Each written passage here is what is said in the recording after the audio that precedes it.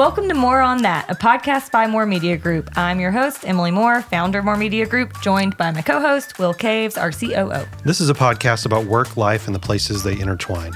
Each episode, we'll talk to a new guest who's got a cool career or just making great things happen. This episode, we got to talk with Taryn Smith, and what a dream. So cool. The Instagram algorithm brought her videos to me, and I became an instant fangirl. Taryn rode all the way across the Atlantic by herself as part of the world's toughest row, and she was the first American woman to ever do so.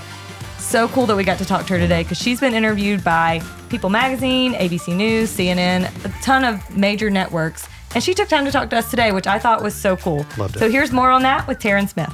More on That is sponsored by Community Bank. These guys offer it all, from personal and business banking to financing and wealth management. They've got over 120 years of experience, and their home base is right here in Central Mississippi. Yeah, we can't say enough good things about the team at Community Bank. We recently moved More Media's banking over to them, and everything has been so smooth. Every single person we've talked to has been helpful, kind, and easy to communicate with. I'm so thankful to have a bank I can reach out to and get personalized support from the same day. They've got a ton of awesome services like their secure digital banking, and if you're dreaming of finally launching that business, there's a variety of business accounts you can choose from. Their experts will help you choose the right plan for you. We love Community Bank, and we think you guys will too. Visit communitybank.net to learn more. That's communitybank.net, member FDIC. I can't believe we're talking to you, Taryn. I am a legitimate fangirl. When I reached out to you to do this interview, I never thought you would respond. So this is so cool for me, for you to be here. So the algorithm brought one of your videos to me. You were posting daily videos while you were rowing across the Atlantic. And it was probably one of the teen days. I feel like the later teens. And I just was like, oh, this is cool. And so I started following, and I realized you were posting every day. And I told Will, it got to where like every night before I went to bed, I was like, I got to check on Taryn and see how she did today. Like, I was like worried for you. We have weekly staff meetings, and we're like, anybody got anything else going on? This girl is rowing across the Atlantic. Can y'all believe? You know, it's been really funny to kind of watch your journey. I mean, I started following you and I watched it myself, but just to watch it through Emily's eyes, it's been funny to hear all the updates and stuff. So we have a lot of questions for you, but I feel like we've got to start at the beginning. So this row, you had no previous experience. Can you kind of tell us, that to me is one of the coolest parts of your story, that you just up and were like, I'm going to do this. So can you kind of walk us through how you ended up rowing across the Atlantic by yourself? Yes. So at the time, I was 2022, and I was living and working in central Idaho. And I got to work at this little lake lodge called Redfish. And it is the most beautiful place in the world. So I'd spend half of the year living there in person, working at a little store and managing HR. And then the other half I got to work remotely because they closed, they get too much snow, and just preparing for the next season. So I was there during the summer, and I stumbled across this article about a team of women that did the Pacific. They rode from San Francisco to Hawaii, and something about it just captured me. And I thought it sounded like an amazing adventure. And I actually had this moment of pretty intense jealousy, because in my mind, anyone who would row across an ocean would have to be an Olympic athlete, or at least have rowed in college at a pretty high level. But then I looked into the sport, and I realized lots of people do a crossing without any ocean rowing experience. And so I sat on it for a couple months. I would like wake up in the middle of the night and just think, okay, if I was on a boat right now, would that be okay? And, you know, like thinking Right. mentally, can I really be on a boat for 2 months by myself? And I thought, you know, it really scares me. It terrifies me. And I think that's a good sign that it's something I should do, because it's going to push me outside of my comfort zone. It's going to force me to grow. And so that November, I signed up to row the Atlantic, having never been on a rowboat before. Wow. And you signed up, this was like a couple of years in advance, right? So does everybody that registers for the world's toughest row do it that far in advance? Is that common? It is. Most people register about 2 to 3 years in advance. And I think that's a good thing, because it does take a lot of preparation to bring an ocean row to life. And I think that the preparation you have to go through, there's a saying, getting to the starting line is harder than the row itself, which I completely agree with. And I think it forces you to build the resilience that you really draw on at sea.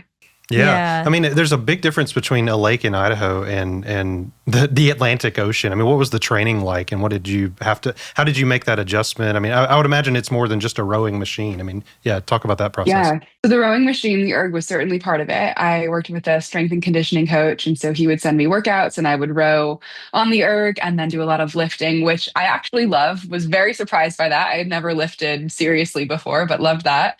And then I went to England to do most of my training because the boats are built there. That's where the coaches are. And so in 2024, I went there and I learned how to row on just a tiny little coastal scull. So when you picture rowing, it's like those small little boats. And I did that along the coast. And then the following year, 2025, for a collective 7 weeks, I went and lived on my boat in England at this little town called Burnham on Crouch. And I would row up and down the river and then eventually out into the North Sea. And that was the first chunk of training in particular, more challenging mentally, I think, than what I did out at sea because I just was so alone. And at that point, I don't know if everyone back home completely understood why I was doing what I was doing.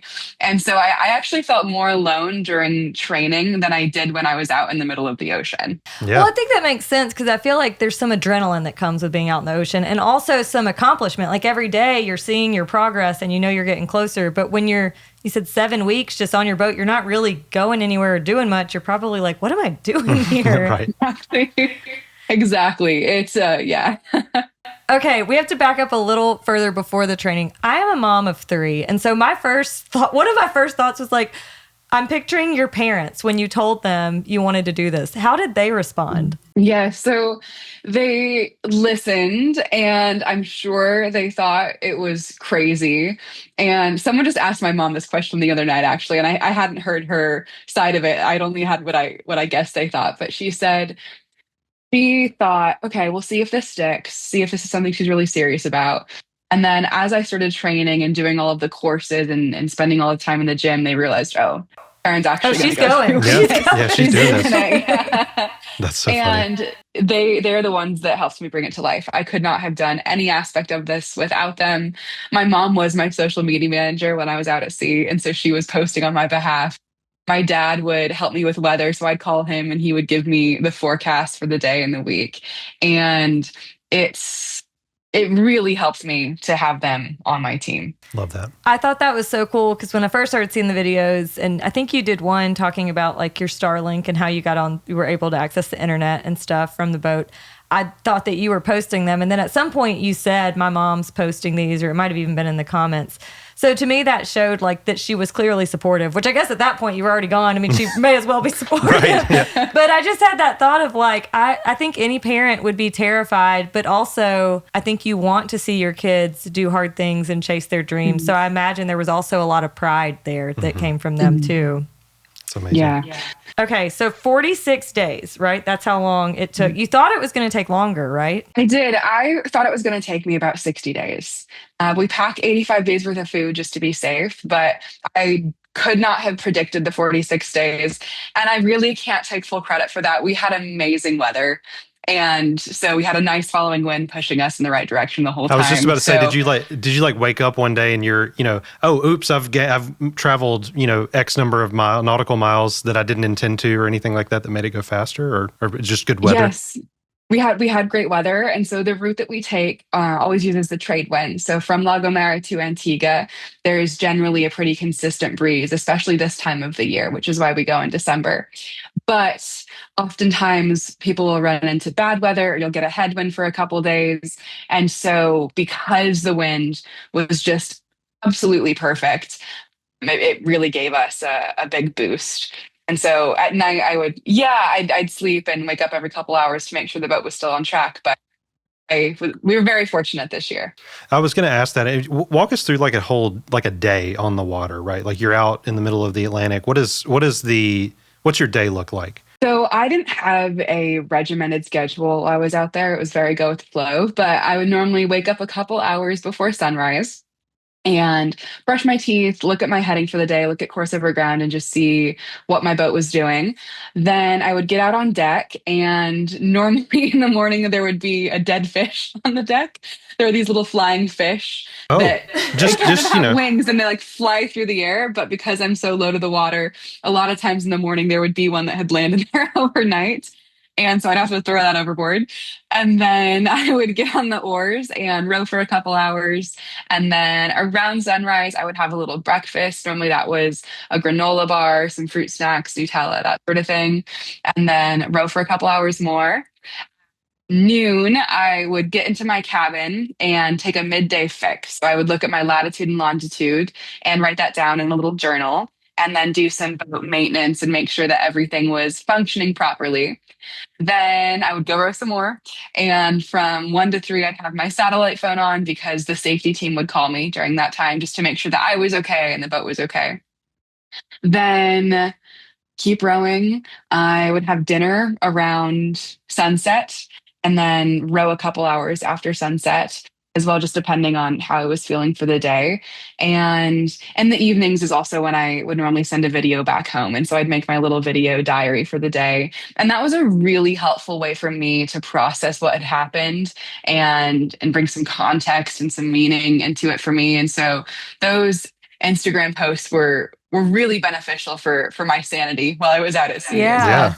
So that's what I wanted to ask too. Like, did your mom keep you updated on like how the posts were doing? Because there was a point where, I mean, it blew up, obviously. And I saw like Katie Couric was commenting. Like, it became a big deal. Did she tell you how big of a deal like your posts were becoming and that you were really accumulating this large following? Or did you not know that while you were rowing? She did. She did tell me a little bit. And so she would send me some messages, especially on my hard days. It was really helpful to see the lovely comments that people were leaving.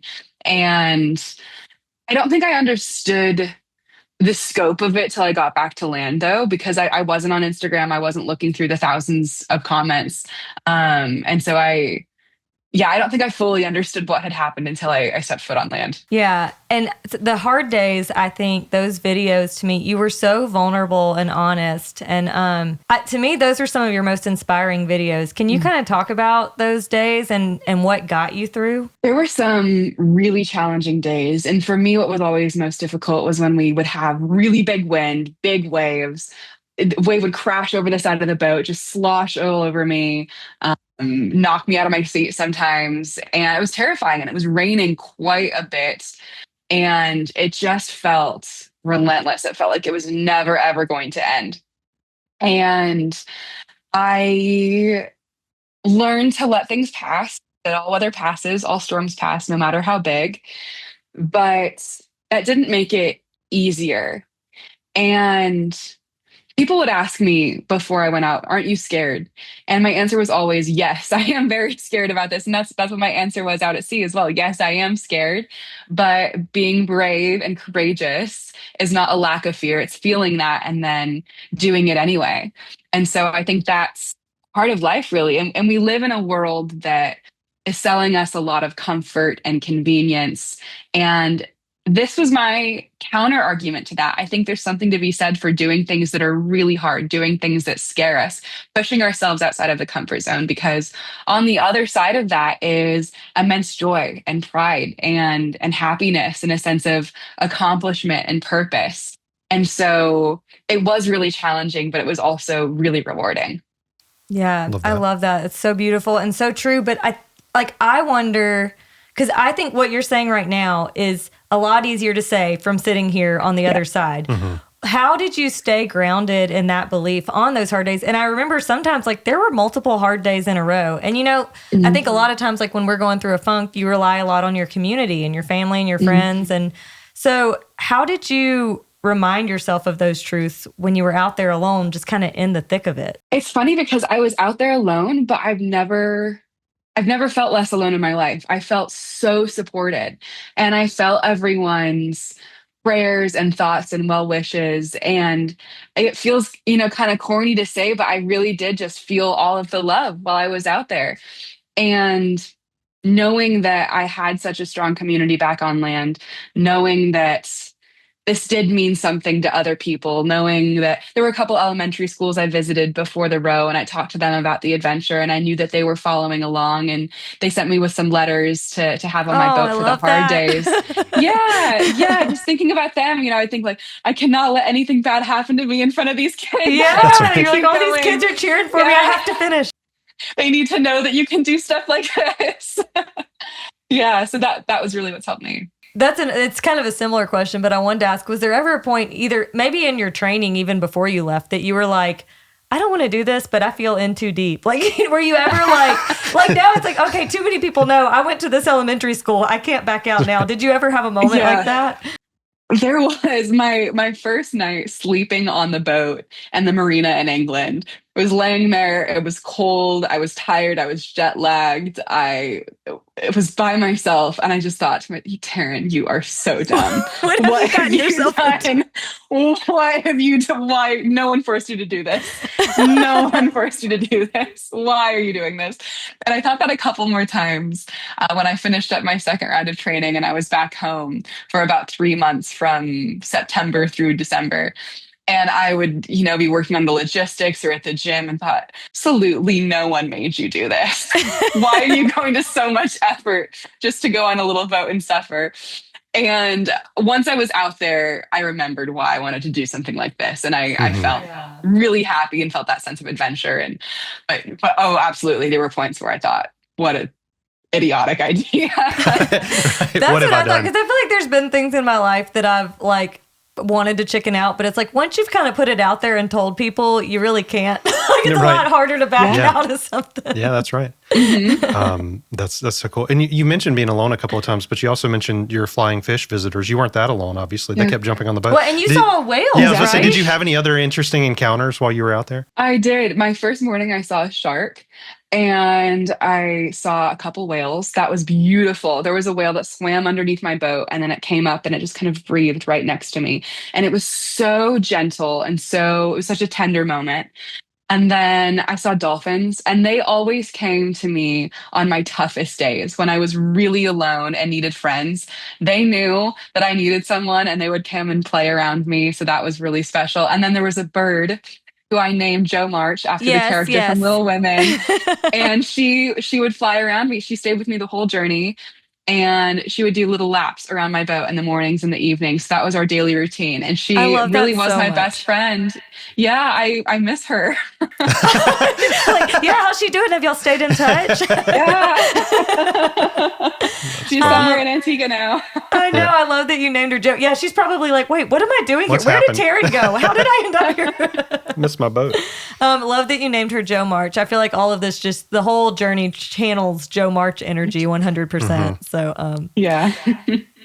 okay, so what are you taking away from this journey? I know we've talked about a lot how you've kind of pushed through. You've had a few weeks now to kind of regroup. You're back on land. What are you walking away with? How is Taryn now different from Taryn that left? It has really it's reified my belief that we are supposed to go out in the world and do big things. We're supposed to take on enormous challenges. I think as human beings, that's what we're really built for.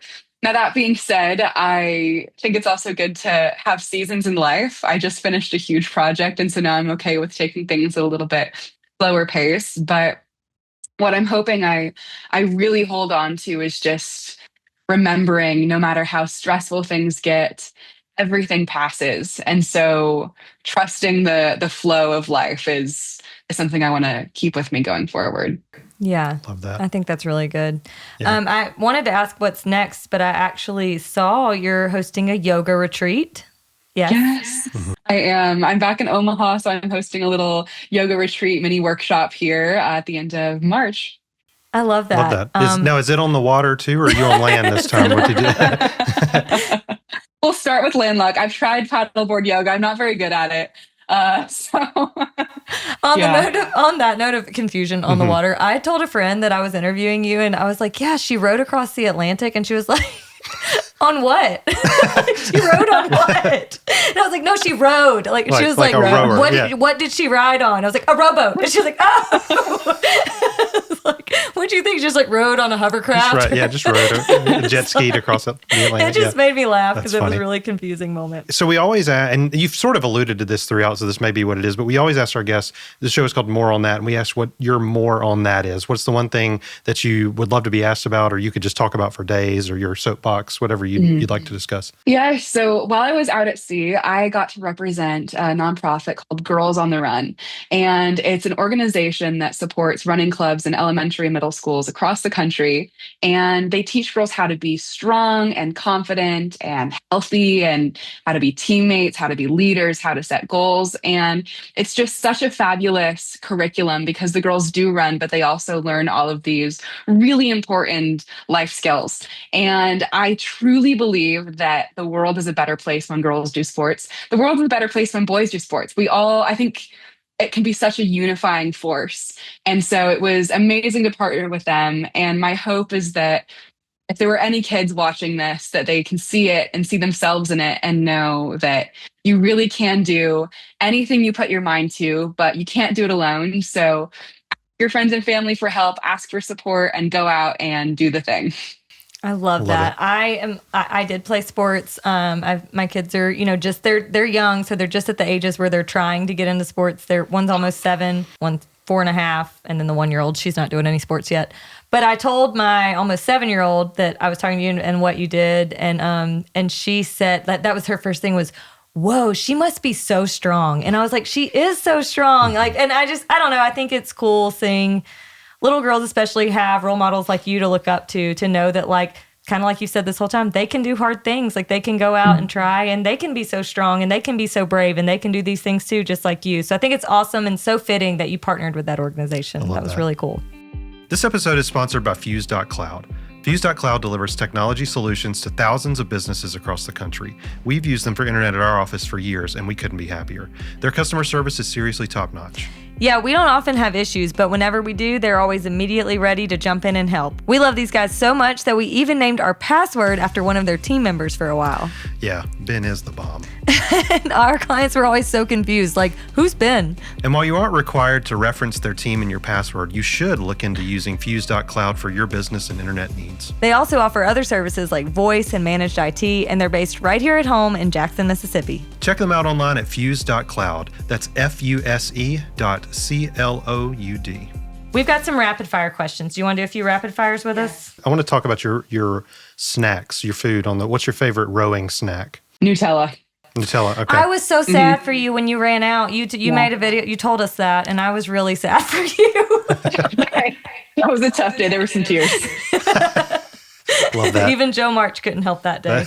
Yeah. I do have a question. There's no way, I guess, to have like hot coffee on the boat. Like, are you a coffee or tea drinker? Is that something you missed? Because that would have been really tough for me. So I am, and we have a jet boil, and I could boil water, and then I would use that for food. Funny enough, though, I never made coffee while I was out there, just because everything on the water is such a faff. It takes a lot of time and energy to do stuff like cooking. And so for me, the juice was never worth the squeeze. Yeah. But it's been really nice to have coffee now that I'm back on land. I hadn't thought about until this morning. I was getting coffee, like thinking about this interview, and I was like, oh, she didn't just like get to have a cup of hot coffee and watch the sunrise. Like, she was out there doing stuff. Okay, you've been a few places. You mentioned already with your training and with the row. What country do you most want to visit? I want to visit Sweden because that's where my family's from. And I would love to go go to Gothenburg and see where they grew up. Love that. Do they have any connection with family still there, or is it far enough removed that that's gone? Pretty far removed. I believe my grandma was in contact with a cousin who is still over there. And so I would, just love to go see the ancestral homeland. Gotta do it. Yeah. I love that. You can fly there, by the way. You don't have to row all the way over. Yeah. You don't have But to you row. could. You could. Yeah, you could. You've done it before. Yeah. Yeah. That's fine. What is your comfort movie? My comfort movie is Pride and Prejudice. I would actually listen to Pride and Prejudice while I was rowing when it rained because I hate the rain. I get very sad when the sun goes away. So I'd press play on the movie, stow my phone in the cabin, and then row while I listen to the Keira Knightley version. I was about to ask which version and ask, I think they're doing another version. I feel like I saw that. Have you seen that? I've seen that. The Keira Knightley one is so special to me, but any adaptation of Jane Austen is great, but I don't know. It's tough because the Keira Knightley one's just so perfect. Well, and there's several others. That's why I'm just like, I don't know. I love Pride and Prejudice as well. I just don't know that we need another version. But I will say, we had talked about Jo March. I was very apprehensive. I wasn't sure about the 2019 Little Women when it was coming out. I didn't know that we needed another one of those. But then I loved it, and now it's my favorite. So maybe we should just let them keep going. Yeah. Let them do their Probably. Okay, mountains or beach? Mountains. See, look, She may never want to see a I beach know. again. Well, I felt like this. I was like, oh, maybe she's going to obviously pick the beach. But I felt like I don't know. I felt like you were a mountain girl. I knew it in my heart that was going to be your answer. So I'm glad I asked. Yeah. Love that. What was you sort of alluded to some things, but what was the thing you missed the most while you were rowing? So beyond, of course, family and friends. That's what I missed absolutely And Nutella most. once you ran out. And Nutella. I really missed my hair dryer. I like doing my hair in the morning. It's kind of just how I set the tone for the day. It's almost meditative for me. So I really missed being able to do my hair. That's what, when you did your videos, were you ever just like, I just can't wait to get ready again to get Just be normal. I feel like at some point it would have been, because I mean, not the same at all, but all this week I've been home with sick kids, so I have not gotten ready. And I told Will when I was getting ready this morning, I was like, I'm leaving my house for the first time in a weekend. It feels weird. You kind of get used to just like living like that. Exactly. But it feels nice to get put together sometimes. It does. It does. So I miss that in my daily routine. Okay, I think you listened to Harry Potter books out there. Am I making that up, or do I remember that? I did. I listened to the 4th. Okay, so have you read the others? I have. Oh yeah. Are you a Harry Potter fan? Okay. Yeah. I didn't know. I couldn't remember if you read them out there or if you just randomly said that one day. Well, then that might be the answer to this question. I wanted to know if you had a favorite Harry Potter book. My favorite Harry Potter is the 4th. My sister and I had it on cassette tapes growing up. And I just remember listening to it. We'd put the cassettes in, and then I have a very distinct memory of us eating a lot of Easter candy while we did that one day. And it's such a special memory for me. And so it carries a lot of nostalgia. Mm-hmm. The 4th, two things on it. One, feel like it could totally be a standalone. Like you don't have to really it just feels like its own thing. Like it feels so different from the others to me. 2, the 4th is the first one that I read that I remember feeling truly scared. Like I think I teared, like I had tears in my eyes when I was reading the end of it because I felt like actually scared for the first time. It gets dark. Like that's where we really turn. That is. It's sad at the end. Yeah. Do you like, this is not on the thing. Have you listened to any of the newer recordings of the audiobooks with the new cast and everybody? Yeah, I've only done the Jim Dale recordings, which are so good. They're so good. My daughter loves an audiobook as well. She's 9, and so we are reading her the Harry Potter books. We're almost done with the second one now, which she loves. So being 9, we have to go slow. Obviously, we can't just jump right into the end. But I've contemplated switching to the audiobooks for the new ones. I was going to see if you had any recommendations. We'll check them out. All right, Taryn, how can people keep up with you on social media? I'm still on Instagram, a little bit less than I used to be, but it's Taryn Smith Movement. And then my website's the same name. And so that's where I'll keep updates about what I'm doing. Yeah, well, we can't wait to see what's next. Hope you definitely have some downtime, though, and enjoy just kind of getting back in the rhythm of things. We really appreciate you talking to us today. Like I said, been a big fangirl, reached out on a whim, just on your website. Like, I think it was like a couple days after you were back. I was just like, we were planning, we had a couple more interviews to line up for this podcast. And I was like, this would be a dream. And I genuinely did not think you would respond. So I am so appreciative that you took the time to talk with us today. Absolutely. Thank you so much for having me. I really appreciate it. And thank you for listening to us today. You can check us out on Instagram at More Media Group or online at themoremediagroup.com. That's more with 2 O's. This may be obvious, but More on That is sponsored in part by our company, More Media Group. We're a full-service marketing and public relations agency located in Jackson, Mississippi. We offer help with public relations, advertising, social media, branding, and website design.